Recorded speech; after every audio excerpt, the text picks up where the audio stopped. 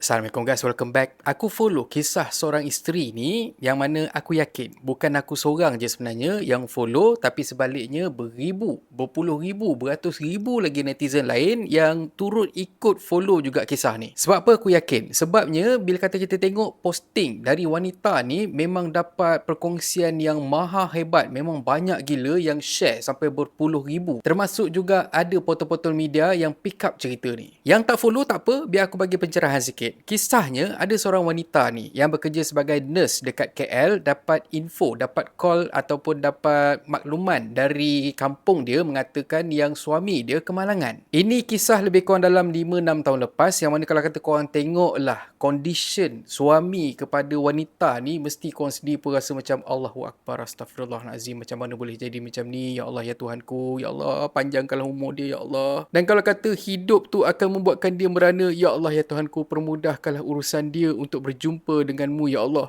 Sampai macam tu sekali. Sebab apa? Sebab kalau kata kita tengok masa awal-awal tu dia memang tak sedarkan diri, dan kalau kata nak makan benda semua ke kena melalui tiub. So si isteri inilah yang tolong bagi minum susu, masukkan dekat dalam tiub, lepas tu pergi bekerja dan sebagainya. So satu lagi yang beruntun hati dan perasaan ialah bila kata isteri dia ni dapat tahu yang suami dia ni mengalami nasib malang waktu dia berada kat luar, dan dia minta tolong kawan dia untuk drive dia pergi ke stesen bas. Dia naik bas tu daripada KL sampailah ke Terengganu. So bila kata sampailah dekat sana tu, dialah yang jaga suami dia, dan dalam masa yang sama keluarga dia pun tolonglah bantu dia untuk buat urusan pertukaran daripada pertukaran kerja dari KL kerja dekat Terengganu, semata-mata untuk jaga suami dia. So sepanjang suami dia tu sakit, dialah isteri, dialah suami, dialah ayah, dialah ibu, dan dia masih lagi bekerja. Mana lagi nak bahagi masa dengan anak, bagi masa dengan suami, bagi masa dengan kerja, personal life.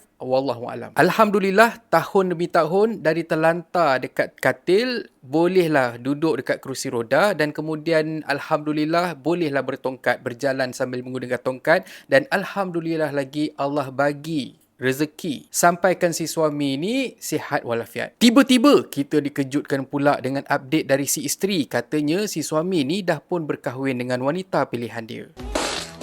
Aku memang nak kongsikan isu ni awal-awal dengan korang, sebabnya aku sendiri personally aku rasa move dengan pengorbanan daripada si isteri tu. Tapi macam mana pun aku relax, sebabnya aku tunggu penjelasan ataupun pencerahan juga dari sebelah pihak yang lain, sebab kita sendiri pun tak tahu apa sebenarnya yang jadi. Walaupun dalam hati aku ni, walaupun aku jantan, tapi aku tetap juga rasa macam marah meluap-luap bila kata aku fikirkan pasal pengorbanan si isteri. Tapi asasnya aku bukan marah pasal isu suami isteri, si suami buat macam tu dekat isteri dan sebagainya. Sebab sebenarnya ramai je kaum lelaki yang turut berkorban jiwa raga diorang semata-mata untuk pastikan kebajikan orang-orang yang diorang sayang terjaga. So lelaki ke perempuan ke sama je sebenarnya. Ada je yang berkorban sama-sama sendiri. Tapi aku letakkan diri aku sebagai seorang manusia yang dah pun berkorban jiwa dan raga. Sekali orang yang kita jaga tu pergi macam tu je tiba-tiba.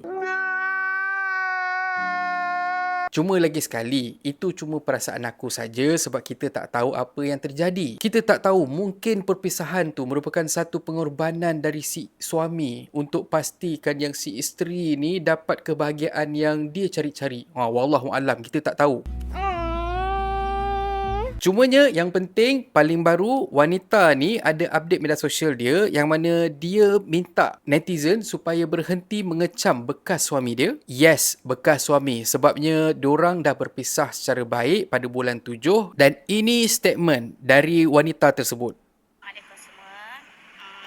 Pertama sekali saya ingin memohon maaf kepada semua, terutama kepada Syahmi, Eva dan juga keluarga Eva terhadap posting yang viral di FB. Gambar perkahwinan itu adalah kerana daripada awal lagi saya telah menerima banyak DM, WhatsApp mengenai perkahwinan Syahmi dan Eva, yang mana semua orang bertanya-tanya, dan saya juga di tag di FB pihak pasangan pengantin belah perempuan yang mana menanyakan hal tersebut juga. Jadi posting saya di FB bukanlah untuk membuka aib atau menyindir, tetapi untuk mengelakkan daripada fitnah.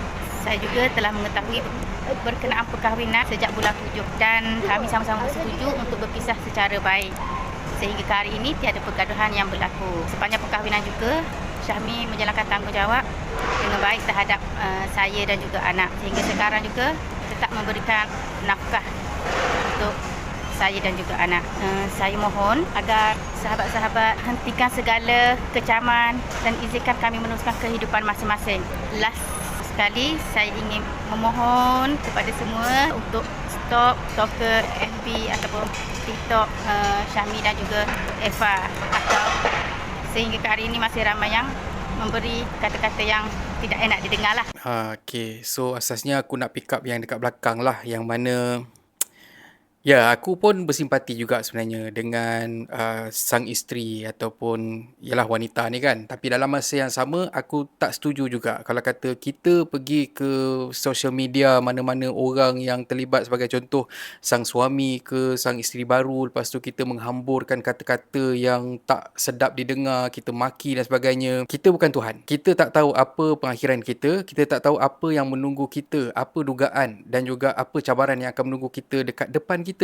Kita duk maki-maki orang dekat, orang kata tu apa yang kita tengok sekarang ni, tapi at the end of the day, na'uzubillah min zalik, kalau kata tiba-tiba perkara tu terjadi dekat kita, apa yang kita nak cakap? Kadang-kadang kita duk beria. Sebab itu aku tak suka nak sentuh pasal isu-isu yang melibatkan relationship suami isteri yang benda semua, sebab kita tak tahu apa yang akan jadi.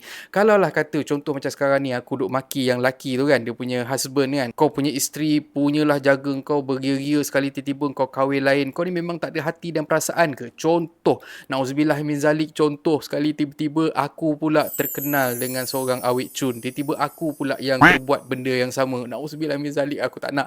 Tapi itu contoh aku nak bagi dekat korang. Kita tak tahu, kita duk maki beria, sekali tiba-tiba Allah jatuhkan dugaan tu dekat kita pula.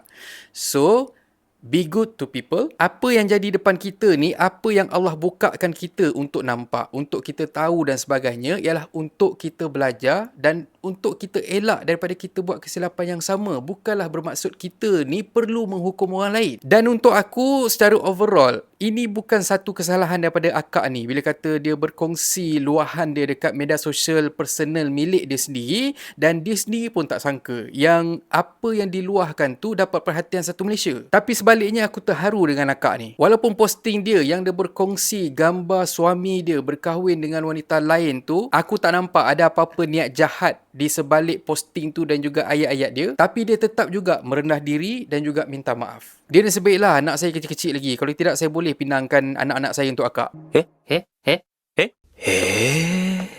So, iktibar yang aku dapat daripada kisah ni, apa yang aku boleh kata dengan korang? Besarnya pengorbanan seseorang tu pada kita, janganlah kita lupa. Ada orang yang bersama-sama dengan kita sewaktu kita susah. Jangan pula kita tinggalkan orang kalau kata kita dah senang. Aku tak nak bagi nasihat dekat korang supaya berpada-pada bila kata kita tolong orang, kita berkorban untuk orang, sebabnya pada aku benda tu tak betul. Kita tolong orang biar ikhlas dan jangan bersangka-sangka. Kalau kata pertolongan kita tu sia-sia, jangan risau, sebab yang sia-sia tu bukan pada kita, tapi pada orang yang kita bantu tu. Sebab apa? Sebab dekat kita sendiri pun dah bergunung-ganang dah pahala yang Allah turunkan dekat kita, dan juga insya-Allah aturan-aturan rezeki yang Allah bagi pada kita disebabkan oleh keikhlasan kita tu, kita sendiri pun belum tahu lagi, dan itulah yang kita kena pegang. Sebab yang akan membalas segala jasa baik yang kita dah taruh, kita dah bagi dekat orang lain, bukanlah manusia ataupun makhluk Allah, tapi sebaliknya Allah sendiri. Pada akak Ne seorang ni, akak seorang insan yang hebat. Ciri-ciri seorang yang layak untuk dijadikan seorang isteri dan juga dilayan bagai permaisuri. Saya doakan semoga akak berjumpa dengan jodoh yang baik-baik dan insan yang terbaik yang dapat bahagiakan akak hingga ke syurga, insya-Allah. Pada bekas suami akak ni, engkau memang serius lah bro. Aku tak tahu nak cakap apa dengan kau. Sampai macam tu sekali kau buat dekat wife kau. Astaghfirullahalazim. Aku doakanlah semoga engkau termimpi-mimpi lah setiap hari apa yang dia buat untuk kau, dan sampai kau rasa macam she is the best, she's everything that you really need. Dan akhir kata pepantun, lebat-lebat pokok mangga, buah banyak sebab dibaja. Waktu sakit kau dimanja, waktu sihat kau ke mana? Dan kalau korang suka konten ada dalam channel ni, please consider to subscribe. So thank you very much for watching and have a nice day. Assalamualaikum.